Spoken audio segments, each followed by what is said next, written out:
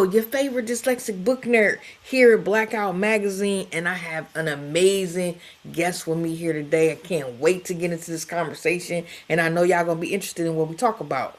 So, hey, Denise, please introduce yourself to my people. Absolutely. I'm Denise Hinds.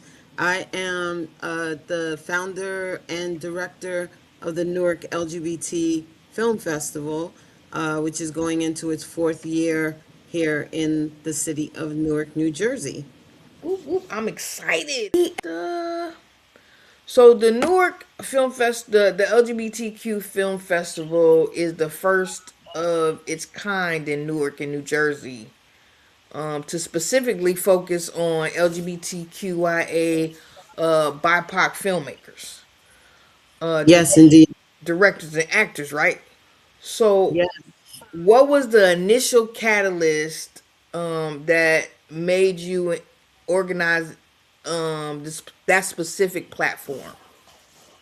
Yeah, I mean, I think for us it was just that there was nothing like it. I'm actually the co-founder. Beatrice Simpkins and I had with our Newark LGBT Community Center. I'm the president of the board of that center, and she's the executive director. And as an organization, we have been talking about like what could we do to really kind of bring to life some of the work, creative work that's happening in Newark for queer folks, and predominantly Black and Brown queer folks that really live in Newark. And so during COVID, we had a lot of conversations. We knew we couldn't do anything then, but as we came out of COVID, a number of other LGBT organizations were gathering to think about like what kinds of things they wanted to do. And of course, people were talking about ballroom events and things like that to bring community back together. We then said, hey, how about a film festival? And folks got really excited about it. Said, yeah, we'll do this one this year, and next year we'll help you with your film festival. And so that's how it really got started. But we also felt like, New York has a New Fest, and they're like almost 39 years old. And, predominantly white presenting films and filmmakers. And so we really wanted to have our niche and elevate our folks in a way that you just don't see. You don't see the representation of Black and Brown filmmakers and stories that focus on Black and Brown queer people. So we may have a filmmaker or two that are not Black and Brown in our festival. You will see that, but their story is predominantly about us. People will see themselves reflected back on the screen in some way, shape, or form in all of our movies. I love it. I love it. How do you think the festival has evolved since the inception? I was looking back on our first year the other day when we only had 14 movies, and this year we have 40. Ooh. So, we added an extra night, and we had the largest amount of submissions that we've ever had, being 162 submissions this year. So, we've definitely seen the growth and development of the festival. People talk about it all year. You hear different like pockets bringing it up. It's kind of like an event that people look forward to because it's coming out of the winter and kind of, coming into this nice weather. We can all go out, we can dress up, go to the opening night cocktail kind of thing. Yeah. So it's gotten a name around the city, which is really exciting. And when I talk about those 162 films, they represent films from all over the world, not just New Jersey, not just the U.S. And so I think people are looking for opportunities to express themselves and tell their stories, and they're noticing that we're one of the groups that does that. And then the other thing is that, from where we started to today, we now give out two fellowships for young. It's not necessarily young, but they happen to be young filmmakers who want to make their own film. We give them $7,000, and they get the support of a mentor and materials to create their own film that then gets premiered on Saturday night of the festival. And it's really become quite a thing. We had 25 submissions this year. We only get to pick two because we don't have that much money. We increased it from 5 to 7,000. And we do it in the name of Sakia Gunn, which is for us like she's like a folk hero in Newark. Sakia's life and legacy is one of the things that we as queer people in Newark preserve and want to keep uplifting. And so we have her family and friends involved in this festival in that way with the Sakia Gunn Fellowship Legacy Program. And so that's definitely an evolution.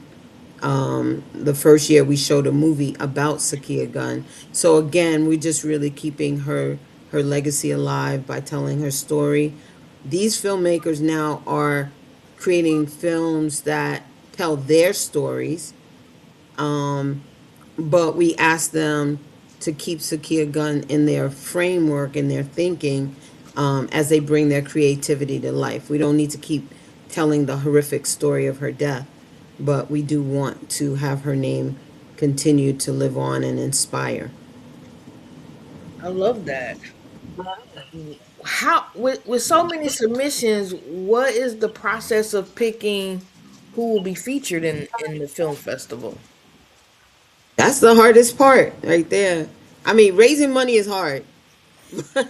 But picking these films is really hard because for the film selection committee, they really take these films seriously, right? They are the ones who sit and watch all these films, and they have their favorites. I have my favorites, and so we rate them. Through a program called Film Freeway, we go in and we rate.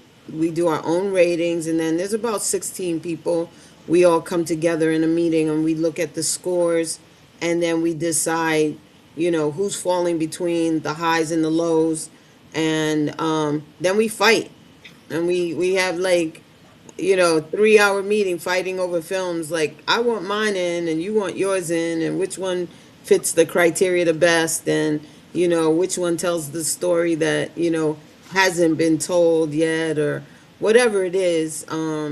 We have to have that knockdown drag out fight sometimes, and it comes down to what the group and the committee really feels like makes the most sense. So it's a process. We spent this year, I think we had 3 nights of meetings, and all of us are working our full time jobs. So this is a labor of love after work hours. Mm. So film selection committee is a tough job. It's a tough job. It sounds like it. It sounds like it.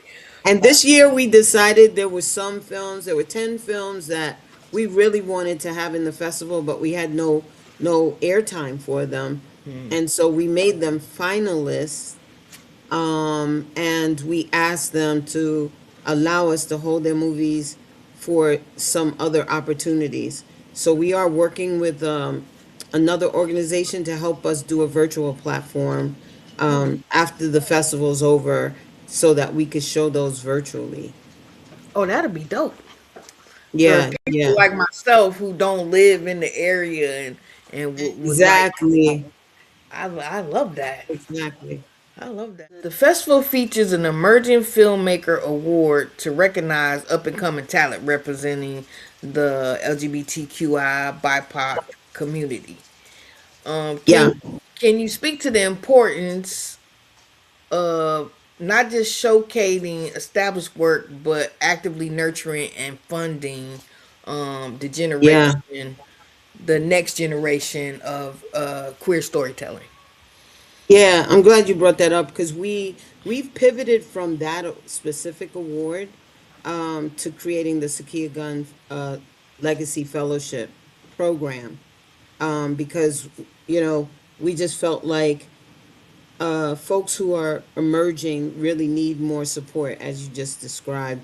And with the Sakia Gun program, we're able to give them the support for 4 months of a seasoned filmmaker, and they get to come into this space in downtown Newark that is dedicated. It's through Rutgers University Express Newark, and they have a community media center, and they get to go there once a week. They can use the equipment, they can use the space, and they have the time to really work on their craft. And then out of that, comes this beautiful short film. So we really felt like that was the better way to go. We still have this year we have a 17-year-old in the festival with a short film, and so the ages range. But yeah, I think this gives two people the opportunity to really dig a little deeper. And our hope, as we were talking about it, looking at those 25 applicants, it would have been really great if we could have like offered something earlier on in the year, some kind of educational support piece for them, so that they could work on the things that maybe would have let them, be the winner of that fellowship, right? Because we could see that there were things there that they needed a little bit more development. And so that's something we're gonna work on for next year. So every year we're like trying to expand and grow ourselves into what we can offer the community, because the opportunities are not always there for everyone. That is the thing. Absolute. I love it. Can you speak more about Sakia Gunn and why her legacy and Right. is important? Yeah, well, Sakia was a 15-year-old black lesbian in the city of Newark who was just a regular girl, doing her thing, playing basketball, living her life, her best life at the time, going out with friends. She was really aspiring to be in the WNBA, that type of thing.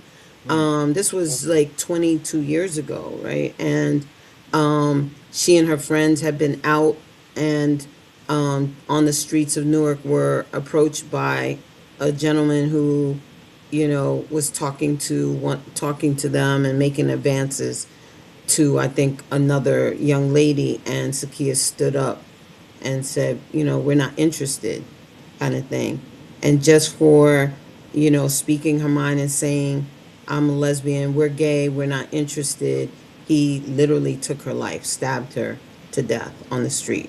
She bled on the street, um, and died. And her cousin Valencia, who is very, very involved in this process, was with her, held her as she passed. Is had went through that trauma, and has now kind of come out on the other side to where she wants to really elevate her and almost pay it forward to Sakia for what she went through, right? And so she's very invested in keeping her name in the forefront. The city of Newark has always remembered her. At the time of her death, I wasn't living in Newark at the time, but people talk about high school kids being told they couldn't go to the memorial or the funeral, and they just walked out like by the thousands, Wow. flooded the streets, flooded downtown, in her name. And Matthew Shepard died around the same time. And you say Matthew Shepard in a gay environment, everybody knows who he was, but a lot of people don't know about Sakia Gunn. And so she was kind of lost in the media fray. And in Newark, a lot of things didn't exist for LGBT folks.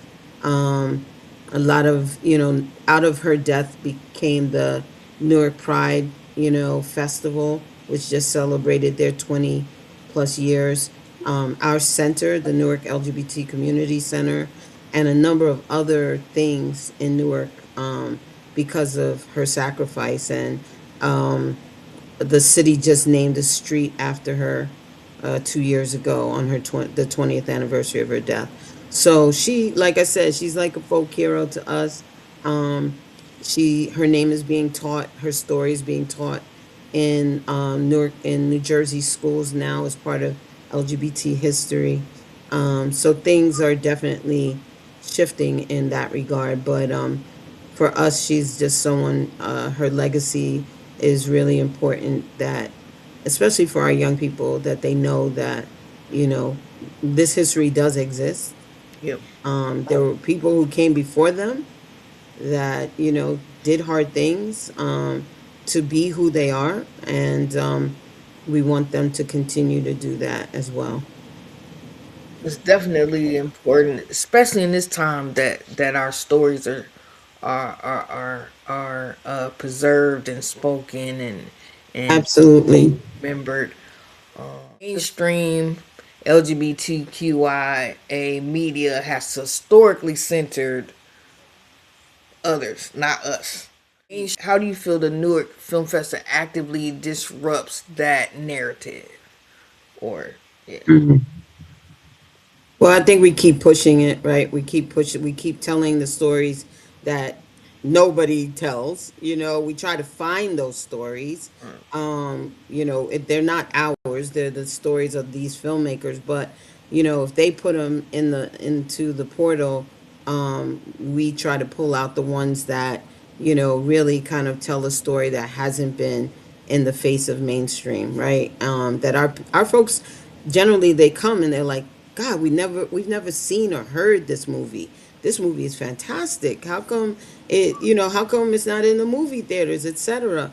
We our first year we had, on premiere night, we had a story about a trans, uh, Latina, and a non-binary African American person coming together having a child.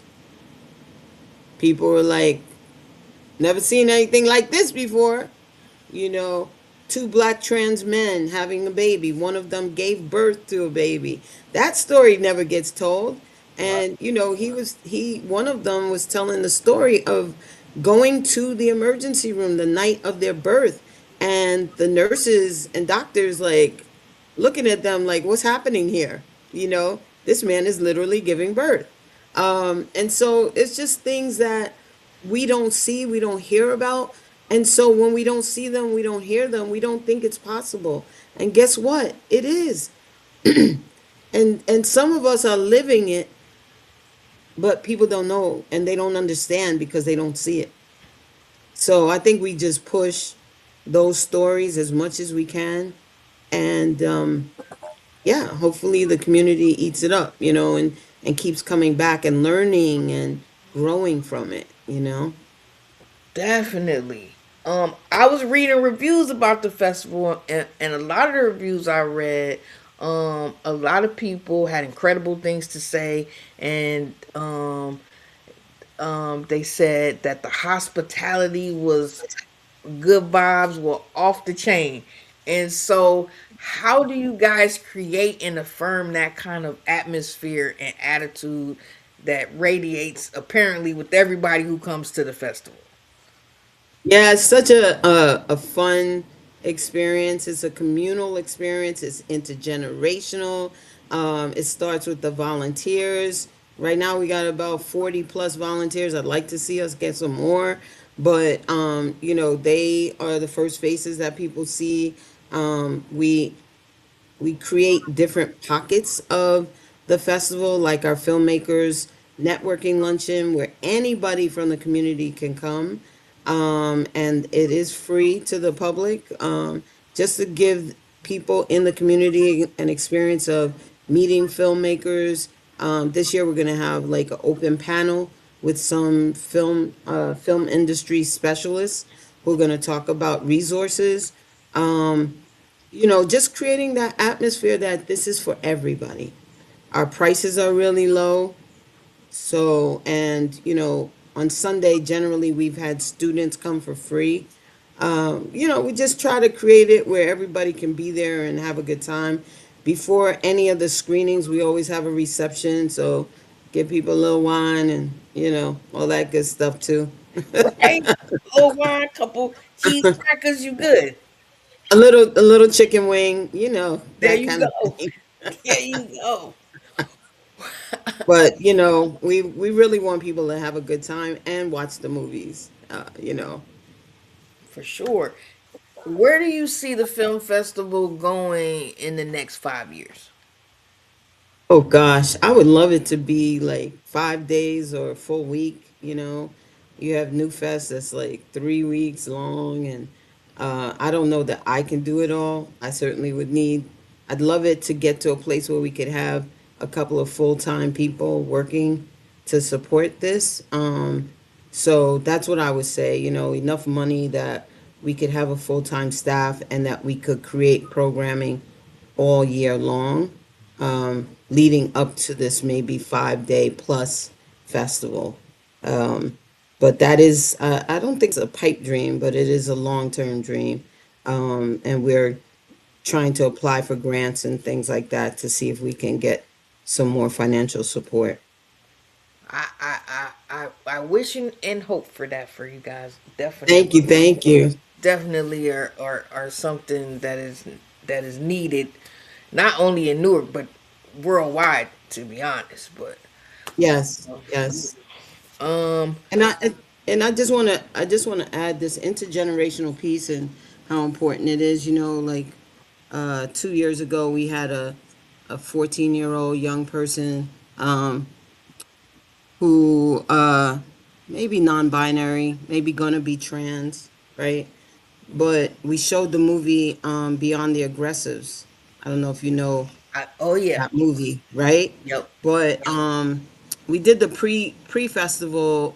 We showed the aggressives, and then one of the nights we showed Beyond the Aggressives, and one of the folks from the show came to the festival, and that young person just broke down in tears on the red carpet afterwards, meeting Keisha, who's in it, Mm, because Keisha reminded her, she literally saw herself in Keisha mm. on screen. And the power of that brought that 14-year-old to tears, right? And so you just never really know, like, the impact that something like this film festival can have on that generation, but on all of us in different ways. Last year I saw A Mother Apart, Stacey and Chin's story, another amazing black lesbian. Um, and she's a Caribbean woman, and her story was so much reflective of my family, right? Coming from Trinidad. So it's just like all these movies have the intention of touching, minds and hearts in different ways. And so you just don't know. You just don't know. But that's why we have to keep doing it. I love it. All right, for those who are in the area who would like to travel to the area to go to the film festival, where do they go to get more information or buy tickets? Yeah, we hopefully I can send you the link and you can get it out to the community, but you can go on the Newark LGBT Community Center page, and the film festival has its own page within it. So, you do that www.newarklgbtcommunitycenter.org, Yeah. and you will find us there. You could also go to our Instagram page. We got one of those link trees that has all the stuff on it, and you can click on tickets and schedule. We this year we got some really, really good movies, and on our Instagram page you can see our trailer, and it will definitely get you excited. Thank you so much. Thank you so much for sitting down with me. This was awesome. Now, y'all got the info. Y'all got where y'all need to go to get those tickets. Y'all make sure y'all do that. And before we leave, I always end this way. So my sister always told me that words mean things. So what would be one word you would leave with with our viewers, and why that one word to the next time we see you? The word for me is intention. It's the first thing I thought of. Everything, do what you do with intention. And I try to live that way as well. I think it just makes things come to be, right? When you put the intention behind it, you can make it happen. So that would be my word for today. Thank you so much for sitting down with me again. This has been awesome. Y'all know what to do. Y'all go find that Instagram, look up that website, and y'all get those tickets. Till the next time, y'all be easy.